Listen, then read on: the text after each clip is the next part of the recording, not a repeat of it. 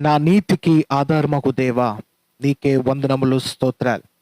దేవుని అశ్రేష్టమైన నామములో దైవ దీవెన ఆధ్యాత్మికమైన వర్తమానాలకి మీ అందరికీ కూడా ప్రేమపూర్వకంగా ఆహ్వాన పలుకుతున్నాం. దేవుడు మిమ్మును మీ కుటుంబాలని బహుగా ఆశీర్వదించును గాక. నా పేరు పాస్టర్ శామ్యూల్. దేవుని యొక్క సువార్తను విశాఖపట్నం ప్రాంతము గాజువాకలో దేవుని యొక్క సువార్తను పరిచర్య చేస్తున్నాను. ఈ వాక్యములు అనేక మందికి ఫార్వర్డ్ చేయండి. ఫార్వర్డ్ చేసి దేవుని యొక్క సువార్తను దయతో మీరు అందరూ కూడా ప్రకటించే వారే ఉండవలసిందిగా కోరుచు ఉన్నాను. నేను ఒక నెంబర్ చెప్తాను, మీకు నేరుగా వాట్సాప్లో ఈ వర్తమానాలు రావాలనుకుంటే నెంబర్ చెప్తాను, దయచేసి రాసుకోండి. 939-808-3696 అనే నెంబర్కి మీ పేరు మీ ఊరు మాకు పెట్టినట్లయితే ప్రతి దినము కూడా దేవుని వర్తమానాలు నేరుగా మీ యొక్క మొబైల్స్కి అందడం జరుగుతుంది. అలాగనే ఇదే నెంబర్కి మీరు ఫోన్ చేసిన ఎడల మీ కొరకు ప్రత్యేకమైన ప్రార్థన కూడా చేయడం జరుగుతుంది. కనుక దయచేసి ఎవరికైనా ప్రార్థన అవసరం ఉన్నట్లయితే దయచేసి మాకు తెలియజేయవలసిందిగా మనవి చేస్తున్నాం. ఈ సమయంలో ప్రియులారా, దయచేసి అందరూ కూడా కండ్లు మూసుకుందాం. కండ్లు మూసుకున్నట్లయితే ప్రార్థన చేసుకుందాం. దయగల మా తండ్రి, పరిశుద్ధులైన మా రాజా యేసయ్య, నీకే వందనాలు ప్రభువా. వినగలిగిన చెవులను మాకు ఇవ్వండి ప్రభువా. తండ్రి, నీ వాక్యము మేము అన్వయించుకుటకు, నీ వాక్యము మేము లోబడుటకు, నీ వాక్యము విని మేము దాన్ని సరిచేసుకుని మా జీవితాన్ని సరిచేసుకుని లోబడి నడిచే ఒక గొప్ప భాగ్యమును కృపను మాకు దయచేయండి ప్రభా. తండ్రి, నీ వాక్యము ఎంతో మధురమైనది ప్రభా. తండ్రి, నీ వాక్యము మా జీవితాలని ఎంతగానో బ్రతికిస్తాయి. నీ వాక్యము మా యొక్క అనారోగ్యములను తొలగివేస్తాయి. నీ వాక్కు మా బ్రతుకులను పూర్తిగా మార్చివేసేస్తాయి ప్రభా. తండ్రి, ఈరోజు ఈ వాక్యం ఎవరైతే ఆలకించబోతున్నారో వాళ్ళ జీవితంలో గొప్ప మార్పు, గొప్ప విడుదల, గొప్ప శాంతి వాళ్ళు పొందుకునేలాగా సహాయం దయచేయండి ప్రభా. నీ సహకారము ప్రతి ఒక్కరిపై ఉంచి ఆశీర్వాదాలతో నింపమని, మమ్ములను నీ ఆత్మతో నడిపించమని యేసయ్య వారి నామంలో అడుగుచున్నాము తండ్రి. ఆమేన్, ఆమేన్, ఆమేన్. ప్రియరా, వాక్యము వినడానికి అందరూ కూడా సిద్ధమే కదా. ఈరోజు నా అంశము పేరు ఎలా ప్రార్థన చేయాలి, how we need to pray to God. దేవునికి మనము ఎలా ప్రార్థన చేయాలి. గమనించండి, వాక్యం అనేది మనతో మనతో దేవుడు మాట్లాడే ఒక మంచి సమయం. అయితే ప్రార్థన అనేది మనము దేవునితో మాట్లాడే సమయం. మీ అందరికీ కూడా అర్థమైందని అనుకుంటున్నాను. వాక్యం అంటే దేవుడు మనతో మాట్లాడే ఒక గొప్ప ప్రక్రియ. ప్రార్థన అంటే మనము దేవునితో మాట్లాడుకునే గొప్ప ప్రక్రియ. చాలా మంది కూడా నాకు ఫోన్స్ చేసి అందరూ కూడా చాలా మంది అడిగేది ఏంటంటే, మరి ప్రాముఖ్యంగా అన్యులు చాలా మంది నన్ను అడిగేది ఏంటంటే, అనియా ప్రార్థన ఎలా చేసుకోవాలి, ప్రార్థన ఎలా చేయాలి, ప్రార్థన దేవుడు ఎలాగ ఆలకిస్తాడు, ఏది చేస్తే ప్రభు ప్రార్థన ఆలకిస్తాడు అని చెప్పి చాలా మంది కూడా చాలా రకాలుగా అసలు ప్రార్థన ఎలా చేయాలో ఒక సందేహం ఉంటుంది. గమనించండి, ప్రార్థన చేయాలంటే మొట్టమొదటిగా మనకు ఉండవలసిన అర్హత ఏంటో తెలుసా? ప్రార్థన చేయాలంటే మొట్టమొదటిగా మనం ఉండవలసిన హక్కు ఏంటో తెలుసా? రక్షణ పొంది పాపము చేయలేని వాడిగా మనం అందరము కూడా ఉండాలి. రక్షణ తీసుకుని పాపము చేసిన వాడైతే దేవుని నీ ప్రార్థన ఆలకించడు. నీ ప్రార్థనకు ప్రభువుకి మధ్యన ఏముండిపోతే తెలుసా? నీ పాపములు ఉండిపోతాయి. కనుక నీ పాపములను శుద్ధీకరించుకొని, నీ పాపములను పూర్తిగా కడిగి వేసుకొని, నీ పాపములు ఎప్పుడైతే దేవుని ముందు పశ్చాత్తాపడి పూర్తిగా కడిగి వేస్తావో, నీ పాపములు తొలగిపోయి నేరుగా నీ ప్రార్థన ప్రభు పాదాల చెంత చేరుతూ ఉంటాయి. దయచేసి ఈరోజు మీ ప్రార్థన ప్రభు ఆలకించాలంటే, ప్రభు ముందుగా నా పాపములను క్షమించు ప్రభు అని చెప్పి నువ్వు దేవుని ప్రార్థన చేయాలి. యోబట తెల్లవారుజామున లేచిన వెంటనే తన యొక్క బిడ్డలకు బలిపీఠం నర్పించేసేవాడు. ఎందుకంటే తన మనసులో ఎవరన్నా దేవుణ్ణి దూషించుంటారేమో, నా బిడ్డలు ఎవరన్నా దేవుణ్ణి అవమానపరిచే మాట అనుంటారేమో అని చెప్పి ముందుగానే పశ్చాత్తాపముతో బలి అర్పించేసుకుంటుండేవారు. ఎందుకంటే తన పిల్లలు శుద్ధులుగా ఉండాలి, దేవుని యొక్క ఉగ్రతకు వాళ్ళు గురవ్వకూడదు అని చెప్పి ఉద్దేశంతో. ఈరోజు ప్రభు నీ ప్రార్థన ఆలకించాలంటే మొట్టమొదటిగా రక్షణ పొందాలి, రెండోదిగా నీ పాపాలు పూర్తిగా తీసివేయబడాలి. అయితే రెండు ప్రాముఖ్యమైన విషయాలు. అసలు మనం ఎలా ప్రార్థన చేయాలి, అసలు ఏ రీతిగా మనం ప్రార్థన చేయాలో ఈరోజు 3 విషయాలు మీ అందరికీ చాలా ఉన్నాయండి, కానీ ప్రాముఖ్యమైనవి ఉన్నాయి కదా. ఆ 3 విషయాలు మీ అందరికీ తెలియచేస్తాను. వాక్యము చూసినట్లయితే బైబిల్లో మనకి అనేకమైన భక్తులు కనబడుతుంటారు. అంటే వాళ్ళ ప్రార్థన ఆ ప్రపంచాన్ని ఎలా మార్చగలిగింది, భక్తులను ఎలా మార్చగలిగింది.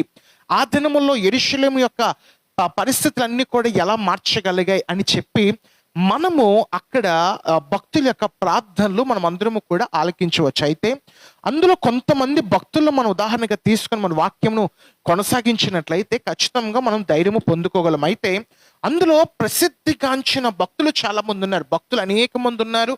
కానీ అందులో ప్రసిద్ధిగాంచిన వాళ్ళు అనేక మంది ఉన్నారు. నేను ప్రవక్తల కోసం ఈరోజు నేను మాట్లాడట్లేదు, కానీ భక్తుల కోసం నేను మాట్లాడుతున్నాను. అపోస్తుల కోసం నేను మాట్లాడట్లేదు, కానీ భక్తుల కోసం మాట్లాడుతున్నాను. అపోస్తులు అనగా దేవుని పరిచర్య చేసిన వారు, భక్తులు అనగా మనలాంటి వాళ్ళే. రాజు అనేవాడు యాజకుడు కాదు, మనలాంటి వాడే.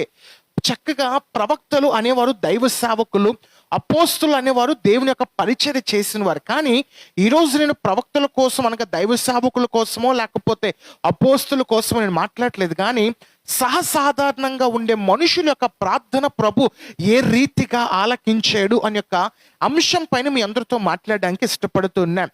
బైబిల్స్ అందరూ చూసినట్లయితే రెండవ రాజుల గ్రంథము 20వ అధ్యాయంలో మీ అందరికీ తెలిసిన సంఘటన. ఎప్పుడైతే ప్రవక్త హిజ్కియా దగ్గరికి వచ్చి, హిజ్కియా ఇంక నువ్వు కొన్ని రోజుల్లో చనిపోబోతున్నావు, నీ దినములు అయిపోయని చెప్పి యెషయా ప్రవక్త చెప్పగా హిజ్కియా చాలా బోరుమని దేవుని ముందు విలపించుకున్నాడు. ఎలాగో చూద్దాం.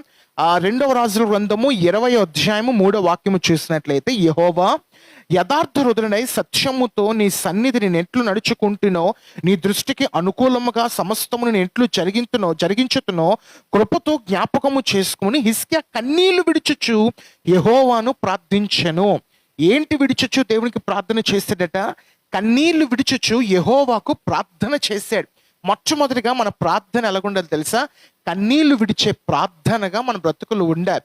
చాలా మంది భక్తులు వాళ్ళ యొక్క కన్నీటి ప్రార్థన దేవుడు ఆలకించాడు. ఈరోజు ఎవరైతే ఈ వాక్యాన్ని ఆలకిస్తున్నారో, పాడ్కాస్ట్ లో కావచ్చు, దైవ దీవెన ఆధ్యాత్మికమైన వర్తమానాలు వాట్సాప్లో ఎవరైతే వింటున్నారో, మీ అందరికీ కొన్ని నేను చెప్పేది ఏంటంటే, ప్రభు మీ ప్రార్థన ఆలకించాలి అంటే అనగా మీరు ఎలా చేస్తే ప్రభు మీ ప్రార్థన ఆలకిస్తారంటే, కన్నీరు విడిచి మీరు ప్రార్థన చేస్తే ప్రభు నీ ప్రార్థన ఆలకిస్తాడు. హిజ్కియాకు వచ్చింది భయంకరమైన సమస్య ఏంటంటే, హిజ్కియా నువ్వు చనిపోబోతున్నావయ్యా రాజు, ఇంకొన్ని రోజుల్లో 15 రోజుల్లో నీ యొక్క స్థితి అంతా కూడా మారిపోబోతుంది అని చెప్పనగానే హిజ్కియా గోడ తట్టు తిరిగి చిన్న పిల్లోడ్లాగా కన్నీళ్లు విడిచుచు ఆయన మోకాళ్ళు వేసి ప్రార్థన చేశాడని చెప్పి వాక్యము సెలవిస్తుంది. ఈరోజు నువ్వు ప్రార్థన ఎలా చేయాలో తెలుసా? దేవుని యొక్క సన్నిధిలో కన్నీళ్లు విడిచుచు మనం ప్రార్థన చేయాలి. చాలా మందికి హృదయం కఠినం అయిపోయింది, కన్నీళ్ళు రావు.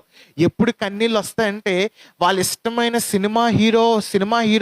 సినిమా ఫ్లాప్ అయిపోతే వాళ్ళకి కన్నీళ్ళు వస్తాయి. రాజకీయ నాయకుడు ఓడిపోతే కన్నీళ్ళు వస్తాయి. వాళ్ళు ఓడిపోతేనో, లేకపోతే వీళ్ళు సినిమా ఫ్లాప్ అయిపోతేనో, లేకపోతే వాళ్ళకి ఎవడో ఏదో నష్టం వచ్చిందో అని చెప్పి వాళ్ళ యొక్క వేరే వాళ్ళ కోసము కన్నీళ్ళు కారుస్తారు. కానీ మీ అమ్మగారి కోసం కావచ్చు, మీ నాన్నగారి కోసం కావచ్చు, నీ పిల్లల కోసం కావచ్చు, నీ భర్త కోసం కావచ్చు, నీ భార్య కోసం కావచ్చు, నీవు కన్నీళ్లు విడిచి ప్రార్థన చేసేవా? ప్రార్థన చెయ్యాలండి. కన్నీళ్లు విడిచి వీరందరూ కూడా ప్రార్థన చేస్తే ప్రభు మన ప్రార్థనకి ప్రతిస్పందన అనేది కలుగు చేస్తూ ఉంటాడు. నా యొక్క జీవితంలో ఎప్పుడైతే మా అమ్మగారు నాన్నగారు దేవుని యందు నిద్రించారో, అనగా అపోస్తలులు శ్యామ్ కుమార్ గారు అలాగే ఎస్తేరమ్మ గారు ఇద్దరు కూడా, నా తల్లిదండ్రులు ఇద్దరు కూడా దేవుని నిద్రించిన తర్వాత, నా తమ్ముడు చిన్నవాడైనప్పటికీ నేను ఎప్పుడైతే వెళ్ళి మందిరంలో కన్నీళ్లు విడిచి ప్రార్థన చేశానో, ప్రభు నాకు ప్రార్థనకు జవాబు ఇచ్చాడు. ఈ దినమున నా తమ్ముడును నన్ను దేవుడు అనేక మందికి ఆదరణకర్తగా, అనేక మందికి ఆశీర్వాదకరంగా, అనేక మందికి ప్రార్థన చేసేవాడిగా, అనేక మందికి వాక్య పరిచయం ఇచ్చేవాడిగా ప్రభు మమ్మల్ని అభిషేకించాడు. దాని గల కారణం ఏంటి తెలుసా? కన్నీళ్లు ప్రార్థన. ఈరోజు మీ కన్నీళ్లు ప్రార్థన దేవుడు తుడిచివేస్తాడు. కన్నీళ్లు ప్రార్థన చేస్తే దేవుడు మీ కన్నీళ్లు నాట్యముగా మారుస్తాడు. అంతేగాని ప్రభువా చేస్తే చెయ్యి లేకపోతే మానే, తండ్రి చేస్తే చెయ్యి లేకపోతే మానే అని కాకుండా, ప్రభువా బాధతో ఉన్నాను తండ్రి, దయచేసి నాకు సహాయమును చేయవా, నాకు ఎవ్వరు కూడా సహాయము చేసేవారు లేరు ప్రభువా, దయచేసి నా బ్రతుకును మార్చవా అని చెప్పి కన్నీళ్లు విడిచిపెట్టండి. చాలా మంది దూర ప్రాంతాలు అనేక మంది కూడా బాధపడేది ఏంటంటే, అయ్యా మా యజమానుడు కొడుతున్నాడండి, మా యజమానురాలు నన్ను చాలా ఘోరంగా కొడుతుందండి, దయచేసి మా కోసం ప్రార్థన చేయరా అంటే, నాకు వెంటనే కంట్లో నీళ్ళు నాకు చాలా భయంకరంగా కంట్లో నీళ్ళు తిరుగుతూ ఉంటాయి. ఎందుకంటే పాపం కుటుంబం యొక్క పోషణ కోసం ఎంత కష్టపడి ఆడపిల్లలు తర్వాత పురుషులు వెళ్ళి ఎంత కష్టపడుతున్నారో మీ అందరి కన్నీళ్లు ప్రభు తుడిచి మీకు అవన్నీ కూడా నాట్యముగా మార్చును గాక. అయితే మీరు కూడా చేయవలసింది ఏంటి తెలుసా నా ప్రియ సహోదరి, నా అక్క, నా చెల్లి, నా తమ్ముడు, నా అన్న, దయచేసి నీవు కూడా కన్నీళ్లతో ప్రార్థన చేయి. ప్రభు నీ సమస్యను తీసివేస్తాడు. ఎప్పుడైతే హిజ్కియా రాజు కన్నీళ్లు విడిచుచు దేవునికి ప్రార్థన చేశాడో ఆ కన్నీళ్లు దేవుని చెంత చేరాయి. వెంటనే మళ్ళీ ప్రవక్తకు యెషయాకి దేవుడు ప్రత్యక్షమే, యెషయా నువ్వు వెళ్ళి మళ్ళీ హిజ్కియా మహారాజుకి సెలవు ఏంటంటే ఆ మరణ వార్తని తీసివేసి 15 సంవత్సరముల ఆయుష్ నేను ఇవ్వబోతున్నానని చెప్పి దేవుడు సెలవిచ్చాడు. దాని యొక్క హిజ్కియా రాజుకి సమాధానం ఎక్కడి నుంచి వచ్చిందో తెలుసా? ఆయన కన్నీటి ప్రార్థన ద్వారా 15 సంవత్సరముల ఆయుష్తో ఆయన దీవించబడ్డాడు. ఈరోజు నా ప్రియ సహోదరి సహోదరుడా, నీ కుటుంబము కొన్ని విషయాల్లో తలకిందులైపోయినా, నీ కుటుంబం కొన్ని విషయాలకు కొట్టుమిట్టులాడుతున్నా, నా ప్రభు ముందు వచ్చి నువ్వు సాగిల పడిపోయి మోకరించి కన్నీళ్ళు విడిచి ప్రార్థన చేస్తే అది ఎంత పెద్ద సమస్య అయినప్పటికీ, అది ఎంత పెద్ద దోషనైనప్పటికీ, అది ఎంత పెద్ద శాపమైనప్పటికీ నా ప్రభు తీసివేసి నీకు కావాల్సింది నా ప్రభు నీకు ఏర్పాటు చేయగలుగుతాడు. హల్లెలూయా. దేవునికి మనము కన్నీళ్లు విడిచి ప్రార్థన చేయాలి. మొట్టమొదటిగా మనం ఎలా దేవునికి ప్రార్థన చేయాలంటే కన్నీళ్లు విడిచి దేవునికి ప్రార్థన చేయాలి. రెండోదిగా మీ అందరికీ ఎలా ప్రార్థన చేయాలో వివరిస్తాను, జాగ్రత్తగా ఆలకించాను. ఎప్పుడైతే ఎస్తేరు మంచి రాణిగా స్థిరపడిందో, హామాన్ అనేవాడు యూదా రాజ్యం పైన కుట్ర పన్నాడు. ఎందుకంటే మొర్దెకై గుమ్మము దగ్గర హామాను వస్తే వంగి సాష్టాంగ పడలేదని చెప్పి మొర్దెకై చేసిన పనికి మొత్తం యూదా జాతి వాళ్ళందరినీ కూడా సంహరించేద్దాం, చంపివేసేద్దాం, తీసివేసేద్దాం అని చెప్పి ఒక కుట్ర పన్నుతాడు. ఈ హామాను వెళ్ళి రాజుకు చెప్తారు, రాజుకు లేనిపోయినవన్నీ కూడా చెప్తారు. రాజా, ఈ యూదులు అనేవారు చాలా మొండిగాళ్ళు, వీళ్ళు వెళ్ళే కొద్ది వీళ్ళు చాలా మొండిగా తయారై నీ మాటలే ఉల్లంఘిస్తారు, వీళ్ళు అనేవాళ్ళు లేకుండా చేసి అనగానే రాజు కూడా అన్ని కూడా హామాను మాటలు విని యూదులు ఉంటున్న స్థలము ముందే వాళ్ళ కొరకు గొయ్యిలు తవ్వించాడు. ఎవడు? హామాను గొయ్యిలు తవ్వించిన తర్వాత మొర్దెకై వెంటనే హామాను చేస్తున్న కుట్ర వెళ్ళి ఎస్తేరమ్మ గారు చెప్పారు, ఎస్తేరు నిన్ను రాణిగా ఇక్కడ పెట్టాం, నీకు దేవుడు ఈ యొక్క మంచి ప్రాంగణము మంచి ఏర్పాట్లు దేవునికి పెట్టాడు కనుక నీవే ఈ కార్యమును సఫలపరచాలి, ఈ కుట్ర నీవే ఆపాలి అన్న సమయంలో ఎస్తేరుకి శక్తికి మించిన పెద్ద ఆ భారము ఆమెపై పడిపోయింది. అలాంటి సమయంలో ఎస్తేరు చేసిన పని ఏంటి తెలుసా? ఒక్కసారి చూడండి, ఎస్తేరు గ్రంథము 4వ అధ్యాయము 16వ వాక్యము చూసినట్లయితే, నా నిమిత్తము మధ్యలో ఉంటే చూడండి, నా నిమిత్తము ఉపవాసం ఉండి 3 దినములు అన్నపానములు చేయకుడి, నేనును నా పనికత్తులను కూడా ఉపవాసం ఉందును, ప్రవేశించుట న్యాయ వ్యతిరేకముగా నున్నను, నేను రాజునొద్దకు ప్రవేశించదును, నేను నశించదను. ఎన్ని దినములు ఉపవాస ప్రార్థన ఉంటుందట?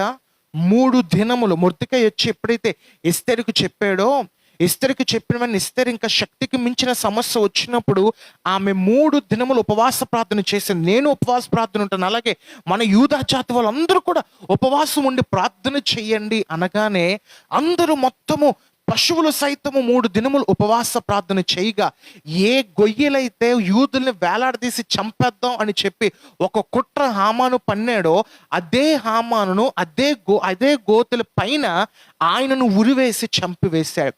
దాని యొక్క కారణము, దాని యొక్క సమాధానము, అంత రాజులో మార్పు ఎలా కలిగిందో తెలుసా? ఎస్తేరు చెయ్యమన్న 3 దినముల ఉపవాస ప్రార్థన యొక్క ప్రతిఫలమే ఆ యొక్క చావు. ఈ రోజు నా ప్రియ సహోదరి సహోదరుడా, ఉపవాస ప్రార్థన చాలా శక్తివంతమైనది. మా సంఘానికి కావచ్చు, దైవదీవెన శ్రోతలు మీ అందరికీ కావచ్చు, నేను ఎప్పుడు కోరేది ఏంటంటే వారానికి ఒక్కసారైనా ఉపవాసము చేయండి, లేకపోతే నెలకి 2 సార్లను ఉపవాసము చేసే ప్రయత్నము చేయండి, లేకపోతే 3 నెలలకి ఒక 4 సార్లు కావచ్చు, 6 నెలలకి ఒక 5 సార్లు కావచ్చు, ఎలా లేదన్న దయచేసి ఉపవాస ప్రార్థన చేయడానికి ప్రయత్నము చేయండి. ఉపవాస ప్రార్థన ఎంత శక్తివంతమైనదో మీరు రుచి చూసిన తర్వాత మీకు తెలుస్తుంది. ఎస్తేరు ఎప్పుడైతే ఇంత పెద్ద సమస్య, యూదా జాతి వాళ్ళందరూ కూడా చనిపోతున్నారు, నాబాలు అనేవాడు చనిపోతున్నారు అని చెప్పి అనగా, హామాను ఎప్పుడైతే ఇంత పెద్ద కుట్ర పనిడని తెలిసిన వెంటనే ఎస్తేరు గారు, మొర్దెకై, తర్వాత యూదా జాతి వాళ్ళందరూ కూడా మోకరించి ఉపవాస ప్రార్థన 3 దినములు దేవునికి మొరపెట్టి ఉన్నారు గనుక ఆ ప్రతిఫలమును వాళ్ళు పొందుకున్నారు. ఈరోజు నా ప్రియ సహోదరి సహోదరుడా, దేవుని జీవితంలో గొప్ప గొప్ప ద్వారములు తెరవాలన్నా, ఒక గొప్ప శక్తిని కుటుంబంలో ఆవరించాలన్నా, ఒక గొప్ప శక్తిని వ్యక్తిగత జీవితంలో ఆవరించాలన్నా, నీవు చేయవలసిన ఒక ప్రాముఖ్యమైన విశేషము, నీవు చేయవలసిన ఒక ప్రాముఖ్యమైన పని ఏంటి తెలుసా? ఉపవాస ప్రార్థన చేయాలి. ప్రయత్నము చేయండి. నా వల్ల కాదండి, నేను పస్తుండలేనండి. ఏంటి, చాలా మంది కూడా లోక విషయంలో పెళ్లి 3 గంటల వరకు ఉంటే పస్తుండిపోతారు. వాళ్ళు సొంత పనులు అవ్వాలంటే పస్తుండిపోయి మరీ ఆఫీసులో ఉండిపోతారు. కానీ నీ వ్యక్తిగత విషయంలో దేవుడు నువ్వు ఉపవాసం ఉంటే అద్భుతమును చేస్తానన్నప్పుడు నువ్వు ఉపవాస ప్రార్థన చేయడానికి ప్రయత్నం ఎందుకో తెలుసా? ఎన్నప సంఖ్యలు అయినప్పటికీ కూడా తెంపే శక్తి ఉపవాస ప్రార్థన మట్టుకే ఉంది. హల్లెలూయా. ఉపవాస ప్రార్థన చేయడానికి మీరు అందరూ కూడా ప్రయత్నము చేయండి. నేను చెయ్యనండి అని కాకుండా, పాస్టర్ గారు ఖచ్చితంగా నేను ఉపవాస ప్రార్థన చేస్తానని చెప్పి తీర్మానము తీసుకోండి. అవతల సమస్య ఎంత పెద్దదైనప్పటికీ కూడా నా ప్రభు దాన్ని లయపరిచే శక్తి, నైపుణ్యత కలిగిన వాడు. హల్లెలూయా. నంబర్ 1, మనం ఎలా ప్రార్థన చేయాలంటే కన్నీళ్లు విడిచుచు మనం ప్రార్థన చేయాలి. రెండోదిగా ఉపవాస ప్రార్థన చేయాలి. మూడోదిగా మీ అందరికి ఇంకో భక్తురాలు మీ అందరికి పరిచయం చేస్తాను. రూత్ గారు. ఎంతమందికి తెలుసు? అందరికీ తెలుసు కదా రూత్ గారు. నయోమి, రూతు, వీళ్ళిద్దరూ కూడా ఇన్స్పిరేషనల్ ఉమెన్స్. అంటే చాలా వీళ్ళు కఠినమైన సమస్య. నయోమి తన భర్తను కోల్పోయింది. ఓర్పా ఏమొంచి నయోమి రూతును విడిచిపెట్టి ఆమె సొంత దేశానికి ఆమె వెళ్ళిపోయింది. రూతు నయోమిని వెంట పెట్టుకునే వెళ్ళిపోయింది. నయోమి అత్తతో, అత్త నీ దేవుడే నా దేవుడు, నీ ప్రదేశమే నా ప్రదేశం, నీ దేశమే నా దేశం అని చెప్పి రూతు నయోమి వెంట వెళ్ళిపోయింది. అయితే నయోమి అలాగ వెళ్తుంది, రూతు వెళ్తుంది. రూతు చాలా అందగత్తే. మొత్తానికి నయోమికి లోపల అప్పుడప్పుడు ఒక బెంగ ఉండేది. ఏంటంటే, రూతు నన్ను నమ్ముకుని వచ్చేసిందే, మన దేవుని నమ్ముకుని వచ్చిందే, ఈ యొక్క ఆడబిడ్డకు ఏదో ఒక గొప్ప అద్భుతము జరిగి ఇంకోళ్ళతో పెళ్ళి అయితే బాగున్న సమయంలో బోయేజుతో వివాహము జరిగింది. దేవుని కృపను బట్టి బోయేజుతో వివాహము జరిగిన తర్వాత ఎప్పుడైతే వీళ్ళిద్దరికీ ఒక కుమారుడు పుట్టాడు. ఆ కుమారుడు పేరేటో తెలుసా? రూతు గ్రంథము 4వ అధ్యాయము 17వ వాక్యములు ఉంటుంది. ఒబేదెను అని ఒక కుమారుడు పుట్టి ఉన్నాడు. పుట్టిన తర్వాత ఇక్కడ నయోమి, రూతు విషయంలో మనం నేర్చుకోవాల్సిన నయోమి విషయం మనం తెలుసుకోవాల్సింది ఏంటి తెలుసా? రూతు జీవితంలో కార్యము జరిగినంత వరకు, అనగా బోయేజుకి రూతుకి వివాహము జరిగిన తర్వాత, వీళ్ళిద్దరికి వివాహం అయిన తర్వాత పిల్లోడు పుట్టినంత వరకు నయోమి కార్యము జరిగినంత వరకు ప్రార్థన చేస్తూనే ఉంది. ఈరోజు మూడోదిగా మనము ప్రార్థన ఎలా చేయాలి తెలుసా? కార్యము జరిగే వరకు మనం ప్రార్థన చేయాలి. ఈరోజు చాలా మంది జీవితంలో చాలా ఉన్నాయి. నా కుటుంబంలో ఒక గొప్ప శుభకార్యము జరగాలండి, నా వ్యక్తిగత జీవితంలో ఒక మంచి శుభకార్యము జరగాలండి, నాకు ఉద్యోగము రావాలండి, వ్యాపారంలో ఒక మంచి లాభములు నేను ఒకరోజు చూడాలండి, నేను అది చూడాలండి, ఇది చూడాలని చెప్పి అందరూ కూడా కోరుతుంటారు. అయితే కార్యము జరిగినంత వరకు నువ్వు ప్రార్థన చెయ్యాలి, ఖచ్చితంగా చెయ్యాలి. ఇక్కడ ఎప్పుడైతే నయోమి రూతుకి పిల్లలు పుట్టినంత వరకు, రూతుకి ఎప్పుడైతే తనకంట ఒక సొంత కుటుంబం ఏర్పడిందో అంత వరకు నయోమి ఆమె ప్రార్థన విడిచిపెట్టలే. ఈరోజు మనము మూడోదిగా ఒక సాధారణమైన గృహిణి నయోమి జీవితంలో మనం మూడోదిగా నేర్చుకోవాల్సిందే తెలుసా? కార్యము జరిగే వరకు మనం ప్రార్థన చేయాలి.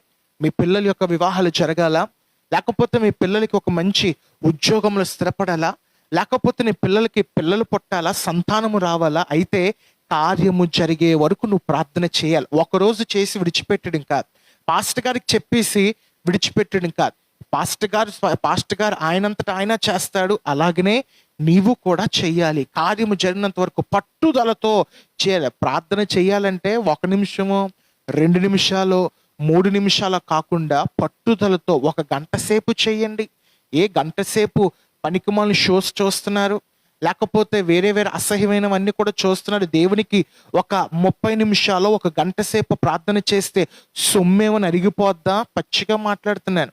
ఏమైనా మీకు ఏమైనా మోకాలు చెక్కుకుపోతాయా? వేరే వాటి కోసం చాలా కష్టపడిపోతుంటారు, వేరే లోక సంబంధమైన విషయాల కోసం చాలా కష్టపడతారు. కానీ నీ జీవితంలో కార్యము తలపెట్టాలంటే అది జరిగినంత వరకు ప్రభువా ప్రభువా ప్రభువా ప్రభువా ప్రభువా నువ్వు జరిగినంత వరకు నువ్వు ప్రార్థన చేయాలి. ప్రభువా నా జీవితంలో ఈ కార్యం ఎప్పుడు చేస్తావు, ప్రభువా నా బ్రతుకుల్లో ఈ కార్యం ఎప్పుడు చేస్తావు, ప్రభువా నా పిల్లల జీవితంలో మార్పుని ఎప్పుడు తెస్తావు ప్రభువా అన్నంత వరకు నువ్వు ప్రార్థన చేస్తే నా ప్రభు నీ ఖచ్చితంగా నీ ప్రార్థన అంగీకరించబోతున్నాడు.